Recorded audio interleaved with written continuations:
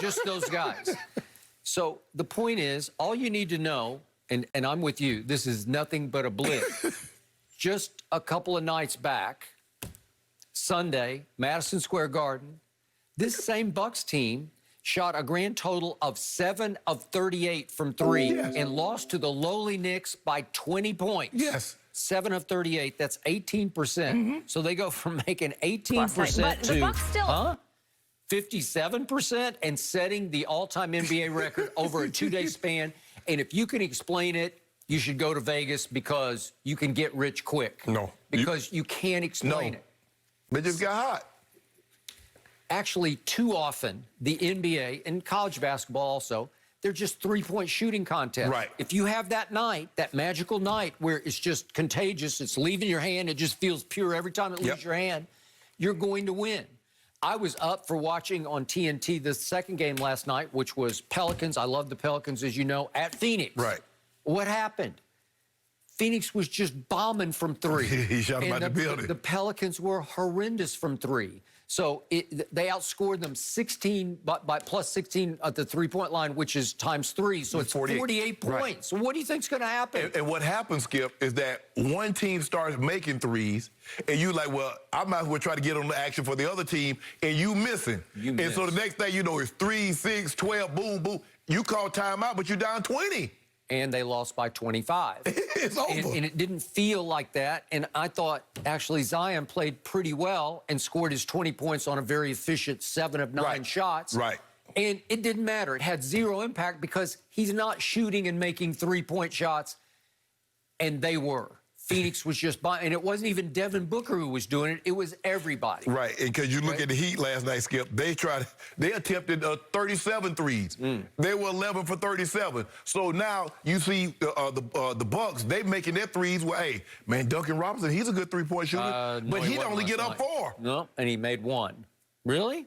So, and Kelly Olynyk was 1 for 5, and Kendrick Nunn was 1 for 6. You're going to lose it's over. Hugely. It's over. And you lost by, what was it, 47? You lost by 47 points? That's got to be a record. The back-to-back days, somebody lose by 51, and the next day somebody lose by 47. Okay, and remember, speaking of back-to-backs, the Bucks play at Miami again tonight. And they are 6-point favorites, just as they were last night, 6-point favorite. But they won by 47. Wouldn't you think they should be more than a 6-point favorite? Nope. If I'm Miami, I'm calling Alvin Silver. Can we all put this on Thursday? That butt cutting they put on me last night still hurts. So I need to space it out. And remember, there's no Jimmy Butler. Right. And after the game, Eric Spoelstra suggested that the Bucks had been waiting for a short turnaround in the offseason, but however many days it was, he said 80, but it was a lot more than 80 days. He said they were waiting to get even with us because what happened in the Eastern Conference semifinal in the bubble? Guess what? Miami shocked the Bucks right out of the playoffs in 5 games, okay? So here we are back to the highest paid player in professional basketball, Giannis. History. Yep, in history. And he leads, he was both the defensive player of the year and back-to-back MVP. And yet he scores 9 points, and they have their biggest win of the year. And you may look back at the end of the year and say, boy, that was the most impressive they were all year. Well, guess what? He went 3 for 9 and 0 for 2 from 3. He had 6 rebounds. Not great, but he had 6 assists. I'll give him that. And he was getting 6 assists because every time he passed it out of the post to somebody, they drained another They drained another 3. And the thing is, Skip, with him, the thing with Giannis, Skip, is you notice he turns the ball over to charges. Because they just pack the lane, and he just runs slap over people, and they go the other way. But no, they know when somebody go hit 29. The record was set 2 years ago by Houston, 27. They might. I say they'll hit maybe one more game in the next 67, 66 games. I say they'll be in the 20s one more time. Yeah, but if you told me before the year to pick one team that would set the new record during this regular season, where would the Bucks have been on your list? They would. You know who I'd have picked? Atlanta. Maybe.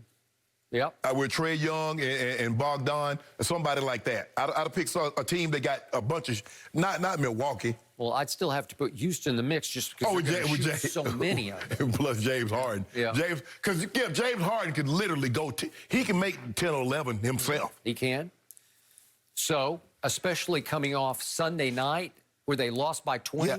What odds would you have given on 29 threes last night? You'd bet the ranch against I would have never bet Milwaukee would have been the team to hit that many. If you tell me with Steph and Clay comes back healthy next year, somebody hits that many, okay, yeah.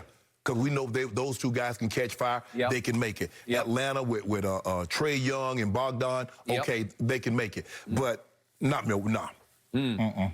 And then I saw a video and heard that Steph Curry had made 105 straight threes in practice. Yes. Catch and shoot from the corner. He did. Did you see that? I did. I found it hard to believe, except that guy, he's the only human, I would say. And then Steve Young said he choked. He couldn't even make 106 in a row. Is that what he said? Okay. But yeah, I mean, first of all, I guarantee you there's not another man on the planet or ever walked the planet. If you gave him 106 attempts, he ain't making 80 of them. This man made 105 in a row. And yet, they did win last night at Detroit, but they haven't been very good so far. And he has not been very good from three. I looked it up last night. Now, I didn't jot it down, but I think he's 33% during games. Yeah, so it's not translating into the game. He get that stroke right. Hey, if you can just sit there and they just keep whipping the ball right back to you and you don't have to move at all, just bam, bam, bam, he can do that. Well, the thing is that you got to keep a bite on. You got to stay connected. But he does so much running, Skip. You just get tired. And the moment you take a second, he's getting that three up. Now you let him catch it, you let him get his rhythm. He's what, a 43% career from the three because his brother's slightly better. Yep. But you just don't want to keep him shooting 33% because if you let him catch his rhythm, you're gonna be in trouble. Now I don't know if they can make the playoffs because it's gonna be a struggle for them. It's going to be really struggle. I can't see it. Maybe when Draymond comes back, it'll give him a little more pop on defense. And Wiseman has been really strong. Wiseman's been unbelievable for his age and the stage. Blocking shots, bringing the ball up, dunking, hitting threes. I like him. I like his game. Well, there are just too many teams battling for that final spot, including Broccoli down in San Antonio, and you're in trouble because you've got to deal with them tonight and then again in San Antonio in 2 nights. Got him. Got him? Got him. LeBron's got to deal with the Spurs on his birthday. You never know how that's going to go. I don't know if you're going to like this next discussion, Shannon. Did the Lakers actually take a step